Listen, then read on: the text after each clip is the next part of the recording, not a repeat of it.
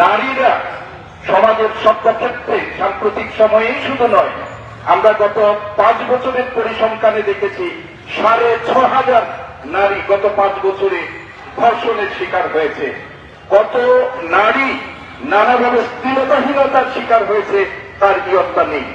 গত এই 25 সালের 2 মাসে নারী হেনস্থার ঘটনা ঘটেছে প্রায় 2.5 শতাধিক।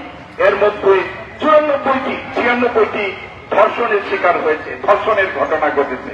এবং আরো উদ্বেগের বিষয় হচ্ছে এই ধর্ষণের ঘটনার মধ্য দিয়ে আমাদের শিশুদের কেউ আসমানে রেহাই পাচ্ছে না। সম্প্রতি এই দেশের মানুষের বিবেককে নাড়া দিয়েছে মাগুরার 8 বছর বয়সী আসিয়ার ধর্ষণের ঘটনা।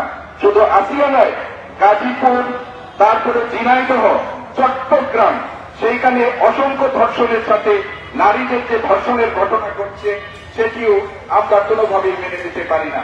আজকের এই ঘটনা থেকে আমরা এর তীব্র নিন্দা জানাচ্ছি এবং নারী হেনস্থাকারী এবং ধর্ষকদের সর্বোচ্চ শাস্তি নিশ্চিত করার দাবি জানাচ্ছি। আরেকটি কথা আমরা স্পষ্টভাবে বলতে চাই, রাস্তাঘাটে নারী চলাচলের সময় তাদের পোশাককে কেন্দ্র করে নারীদেরকে যেভাবে ইফটিজিং এর শিকার হতে হচ্ছে, 2 ধরনের ইফটিজিং এর শিকার হচ্ছে। যারা হিজাব পরিধান করছে তারা এক ধরনের শিক্ষিত উচিত মানুষের কাছ থেকে তারা এক ধরনের হেনস্থার শিকার হচ্ছে, অবহেলার শিকার হচ্ছে। এমনকি আমাদের ঢাকা বিশ্ববিদ্যালয়ের মতো সর্বোচ্চ শিক্ষা প্রতিষ্ঠানে আপনারা এর আগে পত্রপত্রিকায় দেখেছেন যে হিজাব পড়ার কারণে আমাদের মতো শিক্ষক নামধারীরা এই শ্রেণীকক্ষে শিক্ষার্থীদের, নারী শিক্ষার্থীদের কিভাবে হেনস্থা করেছিল।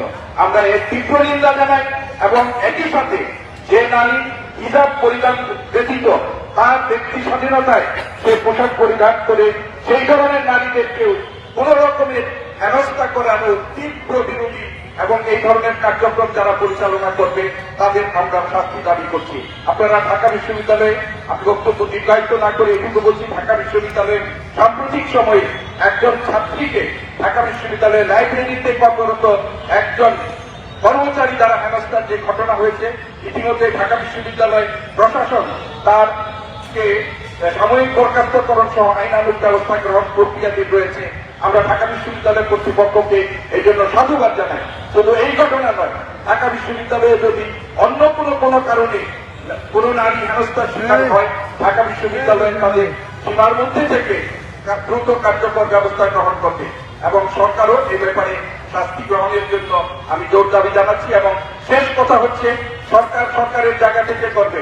আমরা এই সমস্ত ঘটনার বিরুদ্ধে তীব্র সামাজিক প্রতিরোধ আন্দোলন গড়ে তোলার জন্য এই দেশের সকল মানুষকে, আমরা সকল বিবেকবান মানুষের প্রতি আহ্বান জানাচ্ছি। আমি আমার জায়গা থেকে এইসব অপরাধ দমনের জন্য চেষ্টা করব।